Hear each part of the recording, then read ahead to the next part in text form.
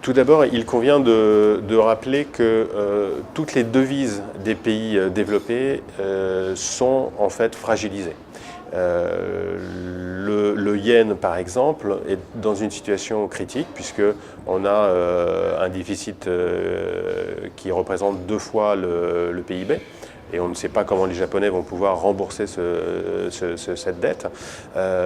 Quand on regarde la livre sterling, la situation est également critique, augmentation des déficits, et également une économie qui était basée sur la finance.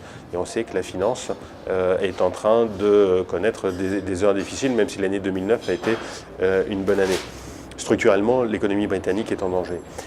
Et puis bien sûr l'euro. L'euro, même si on a une banque centrale qui est extrêmement sereine et évite effectivement tout un ensemble de dérapages, l'euro a une fragilité structurelle qui est d'ordre géopolitique, puisque c'est l'assemblage de pays parfois extrêmement différents qui pose problème. Que se passe-t-il si la Grèce, par exemple, faisait défaut ? C'est bien sûr une thématique que les anglo-saxons ont beaucoup développée en 2008 et début 2009, qu'ils risquent effectivement de reprendre si jamais la Grèce continue à avoir quelques difficultés.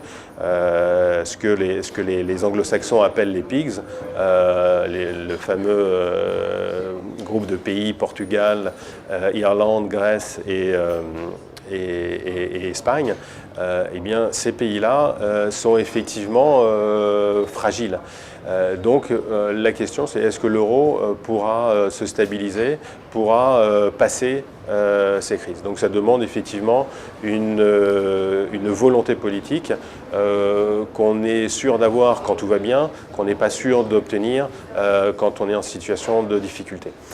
Concernant le dollar est finalement probablement plus menacé que les autres devises pour un ensemble de raisons qu'on retrouve aussi dans les autres pays. La première, c'est que, bien sûr, il y a un ensemble de déséquilibres structurels au niveau, bien sûr, du budget et au niveau des échanges.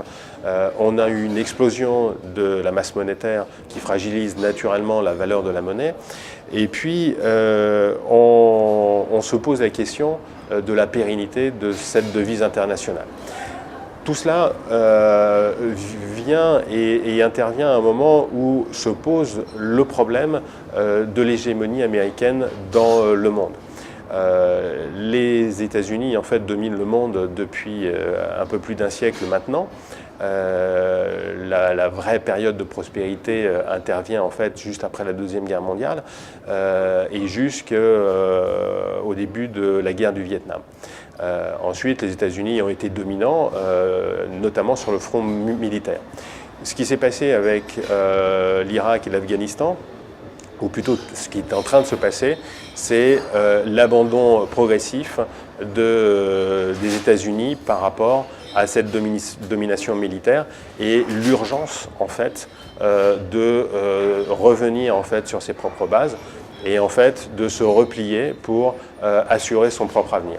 Donc très probablement les États-Unis vont abandonner ce rôle de maître du monde, se replier sur eux-mêmes.